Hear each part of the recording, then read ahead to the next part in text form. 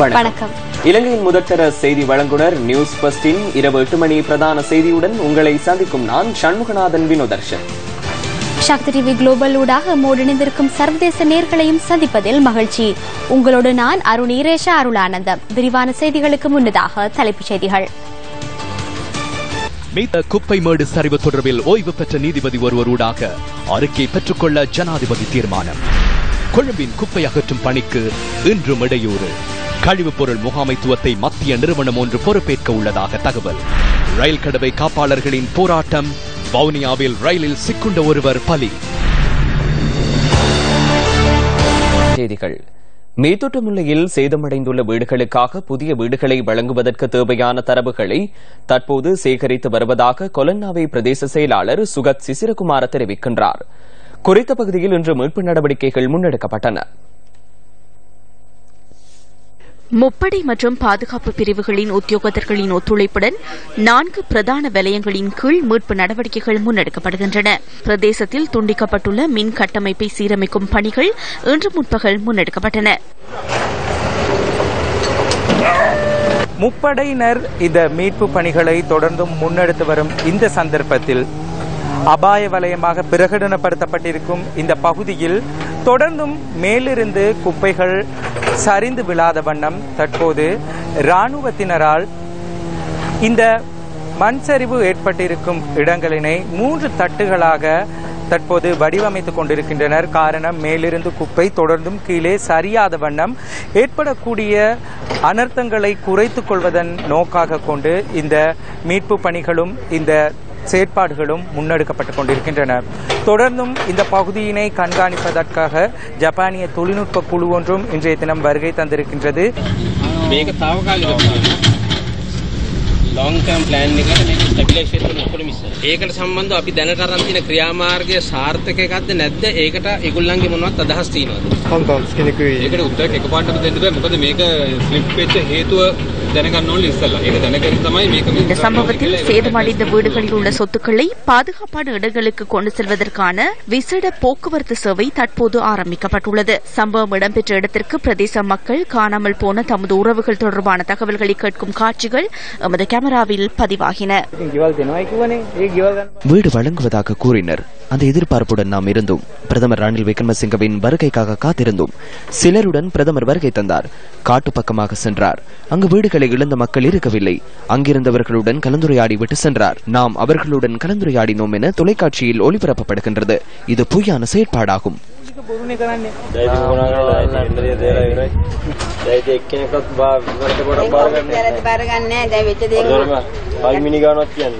மீத்தோட்டமுள்ள அனர்த்தத்தில் பாதிக்கப்பட்டவர்கள் தங்கியுள்ள கொலன்னாவை டெரன்ஸ் கல்லூரிக்கு பல்வேறு நபர்கள், நிறுவனங்கள் இன்று மதிய உணவை வழங்கினர். எம்மை வெளியேறுமாறு கூறினர். நாம் எமக்கு 15 லட்சம் வேண்டாம் என கூறினோம். அதனை விட எமது வீடுகள் பெறுமதியானவை. மாடி வீடுகளையே வழங்குகின்றனர். தற்போது இதனை நாம் பெற்றுக்கொள்ளாவிடின் எம்மையே குறை கூறுவார்கள். வழங்குவதை பெற்றுக்கொண்டு வெளியேறுவதற்கு நாம் தயாராக உள்ளோம். 11 மாடிகளை கொண்ட இந்த வீட்டு தொகுதியில் கல்வி நிலையம், நலன்புரி நிலையம் மற்றும் வர்த்தக நிலையங்கள் உள்ளிட்ட வசதிகள் உள்ளதாக அதன் முகாமைத்துவத்தினர் கூறுகின்றனர். நீர் இல்லாமல் போகாது. நிலக்கீழ் தாங்கிகளில் நீர் காணப்படும். மின்சாரம் துண்டிக்கப்பட்டால் ஜெனரேட்டர் செயற்படும். 24 மணித்தியால சேவை உள்ளது. மேத்தோட்டமுல்லையில் உள்ள அரைவாசி பேர் முதற்கட்டமாக இங்கு வந்து குடியேறியுள்ளனர். அவர்கள் மகிழ்ச்சியாக உள்ளனர். வசதிகளுடன் வாழக்கூடிய சூழல் இங்குள்ளது.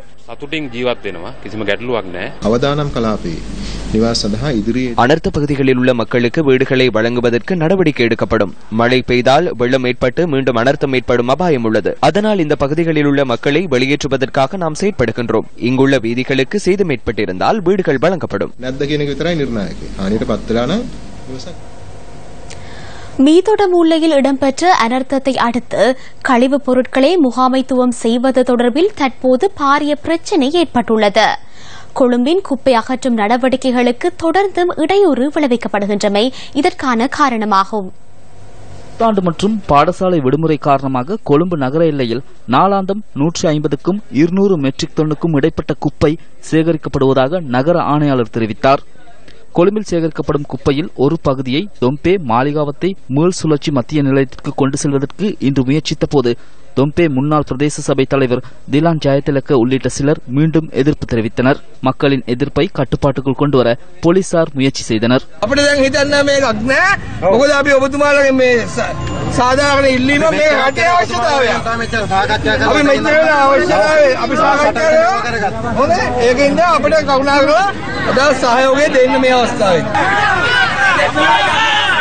பின்னர் கொழும்பு மாநகர சபையின் குப்பை ஏற்றிய 9 லொரிகள் அங்கு சென்றபோது மக்கள் இடையூறு விளைவித்தனர்.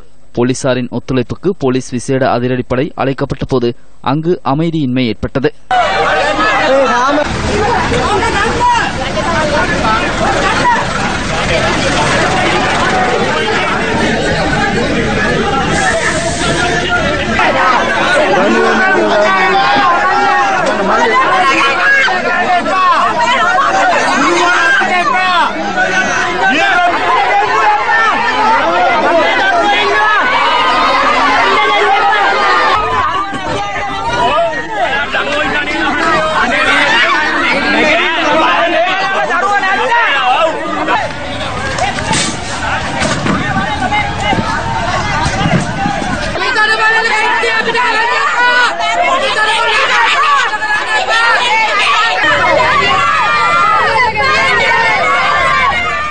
இன்று மாலை வேளையிலும் இங்கு குப்பைகளை கொட்டுவதற்கு மக்கள் இடமளிக்கவில்லை.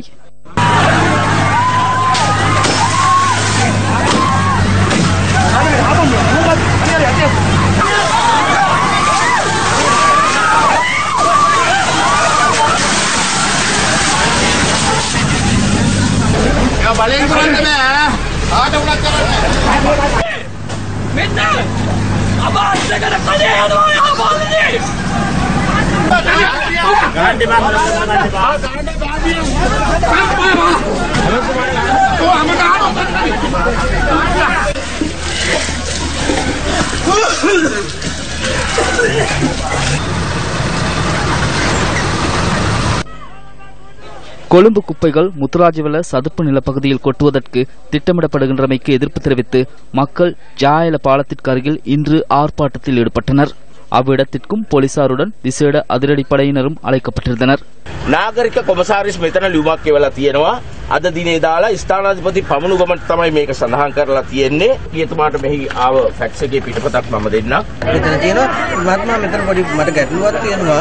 කොළඹ මහනගර සභාවේ නාගරික කොමසාරිස් මෙයාට බලපෑම් නැහැ නීතිමය හැකියාවක් අපේ රාජ්‍ය මේ වත්තල ප්‍රදේශයේ සභාවේ පිළිබඳව මම දන්නේ නැහැ. கரதியான பகுதிக்கு குப்பைகளை எடுத்துச் சென்ற லோரிகளும் மீண்டும் திருப்பி அனுப்பப்பட்டன. எனினும் 350 தொன் கழிவுப் பொருட்கள் இன்று கரதியான கழிவகற்றல் நிலையத்தில் கொட்டப்பட்டுள்ளன. கழிவு முகாமைத்துவம் இலங்கையில் பாரிய பிரச்சனையாக உருவெடுத்துள்ளது. மேல் மாகாணத்தில் மாத்திரம் ஒரு நாளைக்கு சுமார் 3500 மெட்ரிக் டன் கழிவுப் பொருட்கள் சேகரிக்கப்படுகின்றன. இது நாட்டில் மொத்தமாக சேகரிக்கப்படும் கழிவுப் பொருட்களில் 88% உள்ளூராட்சி மன்றங்களின் ஊடாக இங்கு 2400 மெட்ரிக் டன் கழிவுப் பொருட்கள் சேகரிக்கப்படுகின்றன. இவ்வாறு சேகரிக்கப்படும் கழிவுப் பொருட்களில் 15% காம்போஸ்ட் உற்பத்திக்கு பயன்படுத்தப்படுவதுடன் 10% மீள் சுழற்சி செய்யப்படுகின்றது. 75% கழிவுப் பொருட்கள் பகிரங்க இடங்களில் கொட்டப்படுகின்றன. இலங்கையில் நாளாந்தம் குவியும் கழிவுப் பொருட்களில் பிரதேசத்திற்கு பிரதேசம் சிறிய வித்தியாசங்கள் காணப்பட்டாலும் 65 முதல் 66% கழிவுப் பொருட்கள் உக்கும் மற்றும் கார்பன் கழிவுப் பொருட்களாகும். நாட்டின் பல பகுதிகளிலும் நாம் இன்று இந்த நிலையை அவதானித்தோம். பல இடங்களில் கழிவுப் பொருட்கள் முகாமித்துவ மத்திய நிலையங்கள் உரிய முறையில் செயற்படுவதில்லை என்பதுடன் சில பகுதிகளில் சூழலில் ஆங்காங்கே கழிவுப் பொருட்கள் கொட்டப்படுகின்றன. பிரதான ஹேத்து වෙලා තියෙන්නේ මිනිස්සු මේ පිළිබඳව හරි දැනුවත් වීමක් නැහැ. உலக வங்கியின் அறிக்கையின்படி 2025ஆம் ஆண்டாகும் போது தனிநபர் மூலம் நாளொன்றுக்கு 1 கிலோகிராம் கழிவுப் பொருட்கள் சேகரிக்கப்படும் என கூறப்பட்டுள்ளது. ஆகவே இலங்கையில் கழிவுப் பொருள் முகாமைத்துவம் தொடர்பில் கூடிய கவனம் செலுத்த வேண்டும் என புத்திஜீவிகள் கூறுகின்றனர். கழிவுப் பொருள் முகாமைத்துவத்திற்கு மாகாண சபைகள் பல்வேறு முறைகளை பயன்படுத்தினாலும் அது அதிகளவில் தோல்வியடைந்துள்ளது என்பது அவர்களின் கருத்தாகும். මේක අත්‍යවශ්‍ය සේවාවක් කරලා இதனை அத்தியாவசிய தேவையாக கருதி செயற்பட வேண்டும். இங்கு வேடிக்கை பார்ப்பதில் பலனில்லை. அத்துடன் கயிறு இழுப்பதையும் நிறுத்த வேண்டும். குறிப்பாக பிரதான நகரங்களான கொழும்பு, கோட்டே, கொலன்னாவ, தெஹிவலை, கல்கிசை, மொரட்டுவை ஆகிய பகுதிகளில் பாரிய பிரச்சினை நிலவுகின்றது. மொரட்டுவையில் மிகப்பெரிய குப்பை மேடொன்று இருக்கின்றது. அத்துடன் கொழும்பின் வெளியே நோக்குமிடத்து கம்பளையிலும் பாரிய குப்பை மேடொன்றுள்ளது. அங்கு மகாவலி கங்கையில் குப்பைகள் கொட்டப்படுகின்றன. அங்கிருந்து சிறிய தூரத்தில் குடிநீருக்காக அந்த நீரை பயன்படுத்துகின்றனர். இதுவே உண்மையான நிலைமை. ஆகவே நாம் இந்த பிரச்சனையை அடையாளம் கண்டு கட்டுப்பாட்டிற்குள் கொண்டு வர வேண்டும். காலி, மாத்தரை போன்ற பகுதிகளிலும் இந்த பிரச்சனை இருக்கின்றது. கொழும்பின் பிரச்சனை எமது கிராமத்திற்கு வேண்டாம் என்பது அல்ல. கொழும்பின் குப்பை பிரச்சனைக்கு நாம் தீர்வு வழங்க வேண்டும் என்றே அனைவரும் கூற வேண்டும். இதனை அத்தியாவசிய தேவையாக கருத வேண்டும். மத்திய அதிகார சபை, பிரதேச சபை, நகர சபை மற்றும் மாகாண சபையினால் மாத்திரம் இதனை செய்ய முடியாது. அதனை ஒன்றிணைந்து முன்னெடுக்க வேண்டும். தொடர்பில் ஓய்வு பெற்ற நீதிபதி ஒருவரூடாக விசாரணைகளை மேற்கொண்டு அறிக்கை பெற்றுக்கொள்ள ஜனாதிபதி மைத்ரிபால சிறிசேன தீர்மானித்துள்ளார். ஊடக நிறுவனங்களின் பிரதிநிதிகளுடன் இன்று காலை இடம்பெற்ற சந்திப்பின் போது ஜனாதிபதி இந்த விடயத்தை குறிப்பிட்டார்.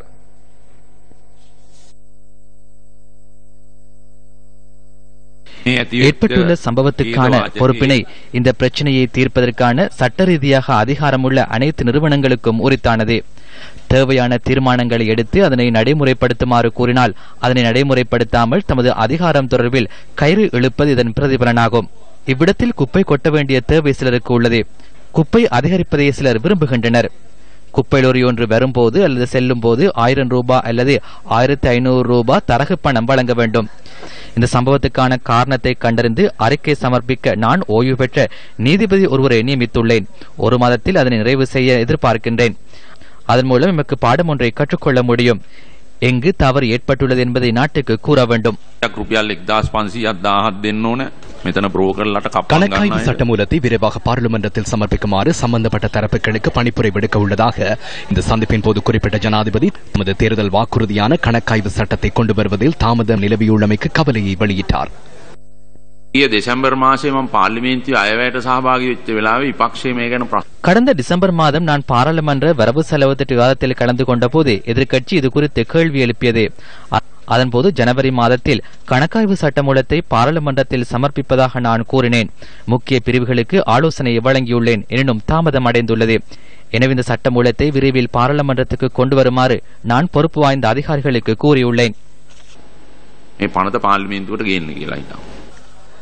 அரசு சேவையை வினைத்திறனுடன் முன்னெடுக்கும் நோக்கில் எதிர்வரும் 2 வாரங்களுக்குள் அரசு நிறுவனங்கள் பலவற்றின் உயர் பதவிகளில் மாற்றம் ஏற்படுத்தப் போவதாகவும் ஊடக நிறுவனங்களின் பிரதிநிதிகளிடம் ஜனாதிபதி சுட்டிக்காட்டியுள்ளார். மாலபி தனியார் மருத்துவக் கல்லூரியை தனி மனித உரிமையிலிருந்து நீக்கி அதன் பங்குகளை மக்களும் கொள்வனவு செய்யக்கூடிய நிலைமை உருவாக்குமாறு நிர்வாக தரப்பிற்கு பணிப்புரை விடுத்துள்ளதாக இதன்போது ஜனாதிபதி மைத்ரிபால சிறிசேன குறிப்பிட்டார். அத்துடன் மாலபி தனியார் மருத்துவக் கல்லூரி மாணவர்களிடம் அறவிடப்படும் பணத்திற்கு சலுகை வழங்கும் வகையில் திருத்தங்களை மேற்கொள்ளுமாறும் ஜனாதிபதி பணிப்புரை விடுத்துள்ளார். ஜனாதிபதியின் அதிகாரத்தை வரையறைக்குள் கொண்டுவர அல்லது இல்லாமல் செய்ய தான் தயார் எனவும் ஜனாதிபதி கூறியுள்ளார். சிலர் கூறுவதை போன்று நாட்டின் சொத்துக்களை சீனாவிற்கோ அல்லது இந்தியாவிற்கோ வழங்கப் போவதில்லை என்றும் ஜனாதிபதி தெரிவித்தார். அரசாங்கத்தை பொறுப்பேற்கும் போது பெரிய காட்டிக்கொடுப்பு அங்கே இடம்பெற்றது. போர்ட் சிட்டியில் அது இடம்பெற்றது. இந்த நாட்டின் எந்த ஒரு தலைவரும் அவ்வாறு உடன்படிக்கையில் கைச்சாத்திட்டிருக்கவில்லை. நாம் அதனை மாற்றினோம். சீனாவுடன் பேசி நாம் அதனை மாற்றினோம். முன்னர் இருந்த முறைப்படி ஜனாதிபதி செயலகத்திலிருந்து ஹெலிகாப்டர் ஒன்று பறப்பதாக இருந்தால் அருகிலுள்ள சீனாவின் காணியிடமிருந்து அனுமதி பெற வேண்டும். අපි ඒක බදු ක්‍රමයට ගත්තා. මට ජනාධිපති විදියට ජනාධිපති ලේකම් කාර්යාලය එහා පැත්තේ ආරක්ෂක අමාත්‍යාංශයේ ඉස්සරහ තියෙන පුංචි හෙලිකොප්ටර් එක නවත්තන තැන හෙලිකොප්ටර් එකකින් නැගලා හෙලිකොප්ටර් එක මෙතන මේකෙන් උඩින් යන්න බෑ චීනෙන් අවසර ගන්න ඕනේ කලින් තිබුණු විදියට. අපි ඒවා වෙනස් කළා. හැබැයි ඒව ගැන කිසි හඬක් නැහැ. இதேவேளை மீள்குடியேற்றம் மற்றும் காணாமற் போன சம்பவங்கள் தொடர்பில் சில பகுதிகளில் ஆர்ப்பாட்டங்கள் இடம்பெறுவதாகவும் ஜனாதிபதி இங்கு குறிப்பிட்டுள்ளார். தற்போது மீள்குடியேற்றம் 60% பூர்த்தியடைந்துள்ளதாக ஜனாதிபதி இங்கு தெரிவித்தார். எஞ்சியுள்ளவர்களை 3 மாதங்களில் மீள்குடியேற்றுவதற்கான நடவடிக்கைகள் மேற்கொள்ளப்பட்டுள்ளதாகவும் ஜனாதிபதி இதன்போது தெரிவித்துள்ளார். நுவரெலியா நானுஓயாவில் குப்பைகள் கொட்டுவதற்கு மக்களினால் எதிர்ப்பு தெரிவிக்கப்பட்டுள்ளது. நுவரெலியா நானூயா பிரதேசத்தின் பிரதான வீதியை அண்மித்த பகுதியில் கடந்த 15 நாட்களாக அதிகளவிலான குப்பைகள் கொட்டப்பட்டுள்ளன. கடந்த சில நாட்களாக அதிகளவில் கொட்டப்படும் குப்பைகள் காரணமாக நானூயா பகுதியில் அதிகளவில் துர்நாற்றம் வீசுவதோடு நுளம்பு பெருக்கம் மற்றும் கால்நடைகளின் நடமாட்டமும் அதிகரித்துள்ளன. குப்பைகள் கொட்டப்படும் இடத்திற்கு சுமார் 50 மீட்டர் தொலைவிலேயே முன்பள்ளி பாடசாலையும் காணப்படுகின்றது. இதனால் சிறுவர்கள் அதிகளவிலான நுளம்புக்கடிக்கு உள்ளாவதாக இப்பகுதி மக்கள் தெரிவிக்கின்றனர். நுவரெலியாவிற்கு செல்லும் அதிகளவிலான சுற்றுலா பயணிகள் நானூயா ரயில் நிலையத்தில் இறங்கியே நுவரெலியாவிற்கு செல்வர்.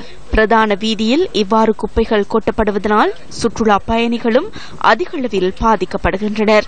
நுவரெலியாவில் வசந்த கால கொண்டாட்டங்கள் நடைபெற்று வரும் இந்த காலப்பகுதியில் இவ்வாறு குப்பைகள் கொட்டப்படுவதனால் சுற்றுலா பயணிகள் உள்ளிட்ட அனைத்து தரப்பினரும் அசௌகரியங்களை எதிர்நோக்கி வருகின்றனர். இந்த பாதையிலே நாளாந்த பல்லாயிரக்கணக்கான பயணிகள் இந்த பாதையிலே தான் சென்று கொண்டிருக்கின்றார்கள். இது இந்த நானூயா பிரதேசம் ஒரு டூரிஸ்ட் ஏரியா. வெளிநாட்டிலிருந்து வெள்ளக்காரர்கள் இந்த பிரதேசத்தை பார்வையிடுகின்றார்கள், புகைப்படம் எடுக்கின்றார்கள். இது எங்களுக்கு ஒரு சாபக்கேடு மாதிரி இருக்கின்றது. அத்தோடு இந்த பாதையிலே இருக்கின்ற பல்லாயிரக்கணக்கான மாணவர்கள் பாடசாலைக்கு செல்லுகின்ற ஒரு இடம். பல சாரதிகள், பல மாணவர்கள் வாயிலே துணியை கட்டிக்கொண்டுதான் காலையும் மாலையும் செல்ல வேண்டிய ஒரு துர்ப்பாக்கி நிலை ஏற்பட்டிருக்கின்றது. நுவரெலியா, ஓட்டன் பிளேஸ், வால்ஷண்ட், நுவரெலியா, வட்டக்கொட, தலவாக்கலை, ஹெட்டன் இப்படியான பிரதேசங்களிலிருந்து குப்பைகளை கொண்டு வந்து இரவு நேரங்கள்ல இங்க கொட்டிட்டு போயிடுறாங்க. சரியான நாத்தம். இந்த கோச் ரோட்ல எல்லாம் போவேலாது, வேலை செய்யலாது. ஸ்கூல் பிள்ளைங்க போனாலும் சரியான நாத்தம்.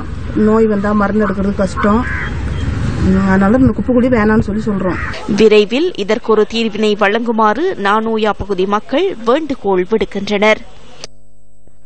இதேவேளை வடக்கு கிழக்கில் குப்பைகள் முறையாக அகற்றப்பட்டுள்ள காட்சிகள் எமது கேமராக்களில் பதிவாகின.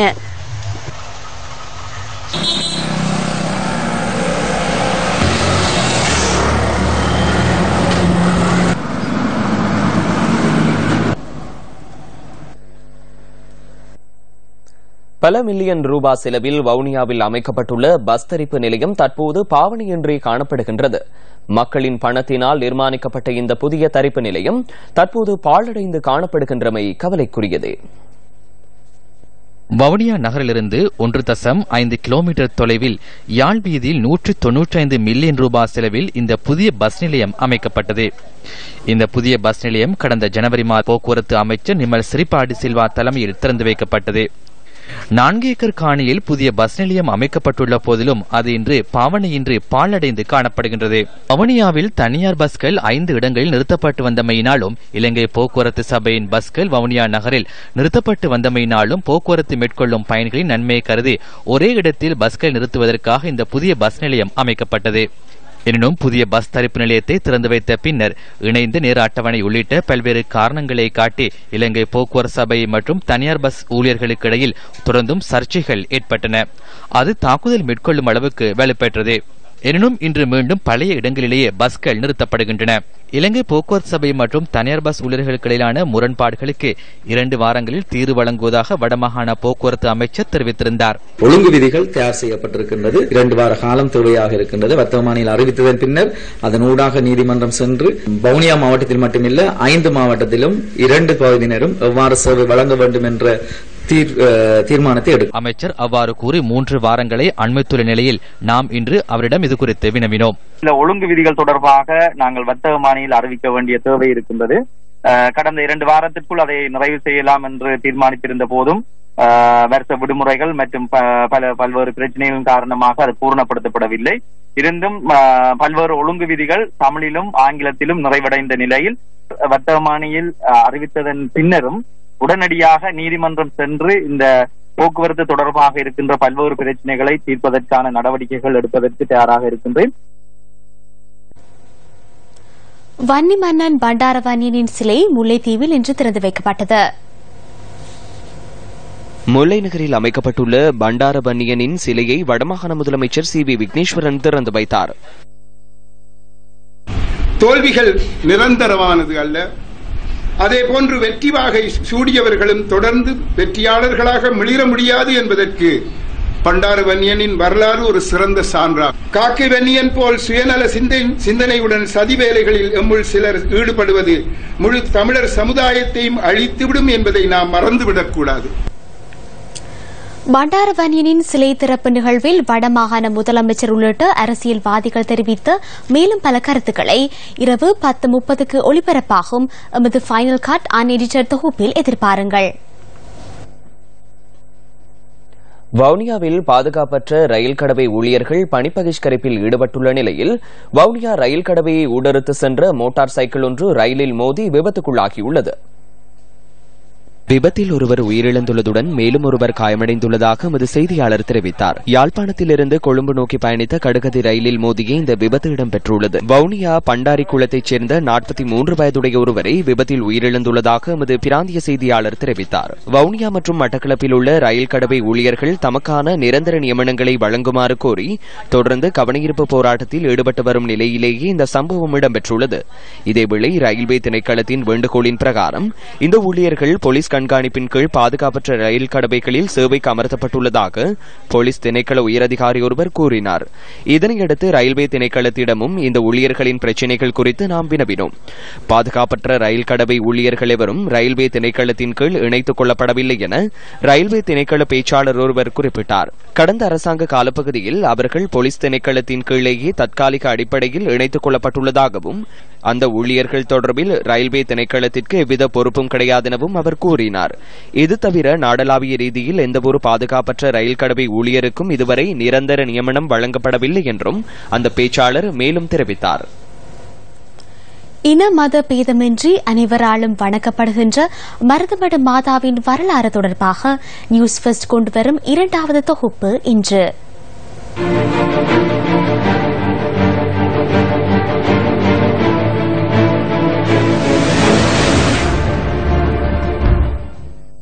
மன்னாரில் கத்தோலிக்க மக்களின் வாழ்க்கை வரலாறு அந்தளவு மகிழ்ச்சிகரமாக இல்லை.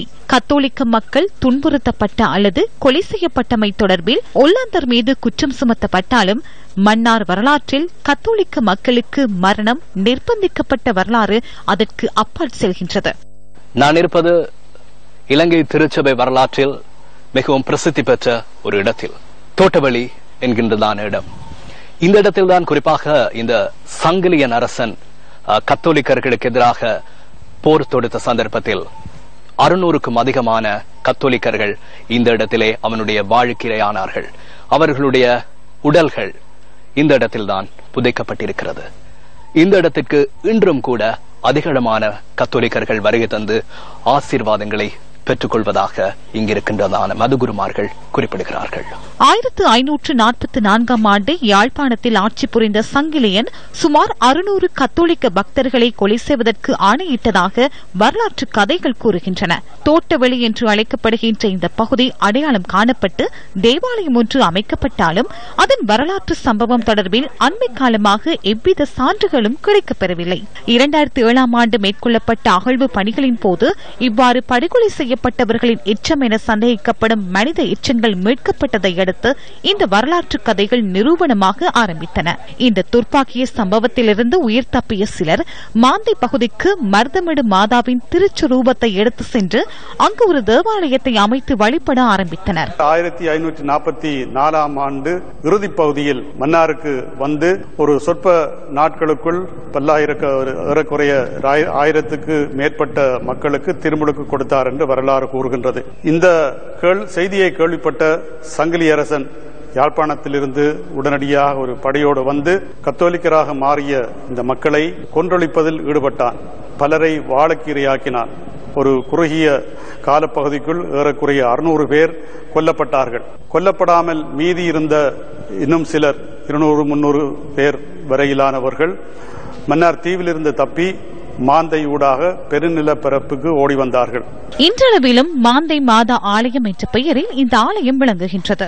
எமது பயணத்திற்கு வழிகாட்டுகின்ற மன்னார் மறைமாவட்ட ஆயரின் செயலாளர் அரித்திரு ஏஜே முரளிதரன் அடிகளாரின் வழிகாட்டலில் இன்று அழகிய பிரமாண்டமான தேவாலயம் ஒன்று இன்று அமைக்கப்பட்டதுடன் தேவாலயத்தின் ஒரு மூலையில் மடுமாதாவின் திருச்சுரூபம் வைக்கப்பட்டிருந்த பகுதியை இன்றும் காண முடிகின்றது.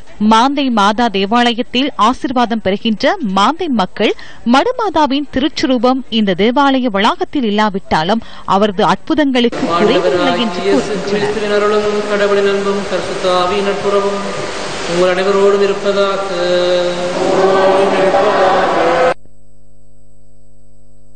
ஹெலெனாவின் கதை நாளை எதிர்பாருங்கள்.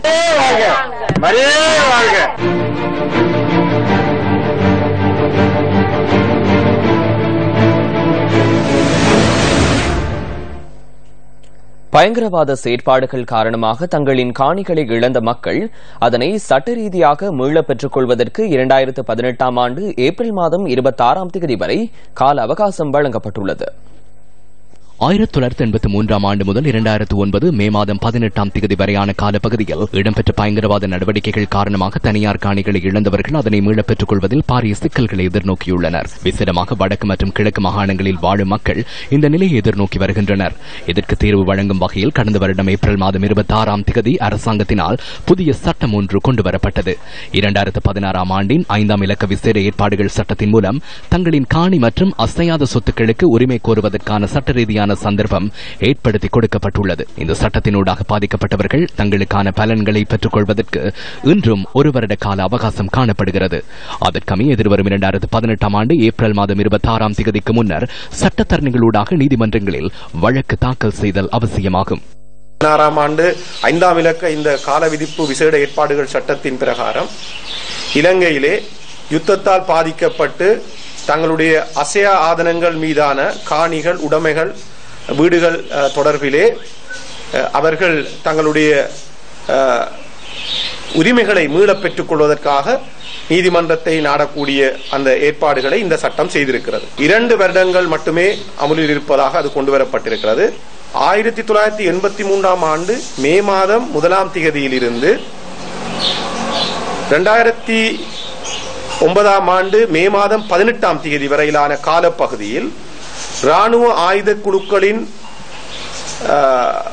தலையீடுகள் காரணமாக, நெருக்குதல்கள் காரணமாக தங்களுடைய சிவில் உரிமைகளை, காணி உரிமைகளை, காணி அல்லது ஆதனங்கள் மீதான உரிமைகளை நிலைநாட்டிக் கொள்ள முடியாத நபர்களாக இருந்தவர்கள் இந்த விசேட சட்ட ஏற்பாட்டு பிரகாரம் தங்களுடைய அந்த சிவில் காணி உரிமைகளை நீதிமன்றத்தை நாடி நிலைநாட்டிக் கொள்ள முடியும். காணி சொந்தக்காரருடைய காணியை அபகரிக்கின்ற அல்லது தங்களுடைய காணிகளாக ஆட்சி உரிமை கோருகின்ற நபர்களுக்கு எதிராக காணி சொந்தக்காரர் ஒருவர் இந்த சட்ட ஏற்பாடுகளை பாவித்து 2 வருடங்களுக்குள்ளாக இந்த சிவில் உரிமைகளை, தன்னுடைய காணி சம்பந்தமான சிவில் உரிமைகளை மீட்டுக் கொள்வதற்காக மாவட்ட நீதிமன்றத்திலே வழக்கொன்றை தாக்கல் செய்ய முடியும். இந்த காலப்பகுதி 2 வருட காலப்பகுதியாக இருக்கிறது. 1 வருடம் ஏற்கனவே முடிந்திருக்கிறது. இன்னும் 1 வருட காலப்பகுதிக்குள் இந்த வழக்கு தாக்கல் செய்யப்பட்டாக வேண்டும். வெளிநாட்டில் உள்ள இலங்கையர்கள் எவ்வாறு இதற்கு விண்ணப்பிக்க முடியும் என்பது தொடர்பிலும் சட்டத்தரணி தெளிவுபடுத்தினார். வெளிநாடுகளில் தங்கியிருப்பவர்கள் அல்லது வேறு மாவட்டங்களில் இருந்து சொந்த மாவட்டங்களிலே சென்று இந்த வழக்குகளை தாக்கல் செய்ய முடியாதவர்கள் அட்டர்னி தத்துவ பத்திரம் என்று சொல்லுகின்ற பவர் ஆஃப் அட்டர்னி மூலமாக உரிய மாவட்டத்திலே இருக்கின்ற ஒருவருக்கு அல்லது வெளிநாடுகளிலே இருக்கின்றவர், இலங்கையிலே இருக்கின்ற ஒருவருக்கு அட்டர்னி தத்துவ, அதாவது தங்களுடைய தத்துவங்களை வழங்குவதன் மூலமாக, ஒரு பவர் ஆஃப் அட்டர்னி மூலமாக இந்த வழக்கினை தாக்கல் செய்து நீதிமன்றத்தின் மூலமாக இந்த நிவாரணங்களை பெற்றுக்கொள்ள முடியும். இந்த அரசாங்கம் புதிய சட்டத்தை அறிமுகப்படுத்தியுள்ளது. யுத்தம் இடம்பெற்ற காலத்தில் தமது சொத்துக்களை இழந்தவர்கள் அதற்காக விண்ணப்பிக்க முடியும். அதற்காக காலம் வழங்கப்பட்டுள்ளது. அந்த காலத்துக்குள் அவர்கள் சட்ட ரீதியாக செயற்பட்டு தமது சொத்துக்களை பெற்றுக்கொள்ள முடியும். இதுகுறித்து சட்ட ஆலோசனைகள் தேவைப்பட்டால் உதவி புரிய இலங்கை சட்டத்தரணிகள் சங்கம் தயாராக உள்ளது. இதேவேளை வெளிநாடுகளில் உள்ளவர்களும் தமது காணிகளை பெற்றுக் கொள்வது தொடர்பில் ஆலோசனைகள் தேவைப்பட்டால் தம்மை தொடர்பு கொள்ளுமாறு இலங்கை சட்டத்தரணிகள் சங்கம் கேட்டுக் கொண்டுள்ளது.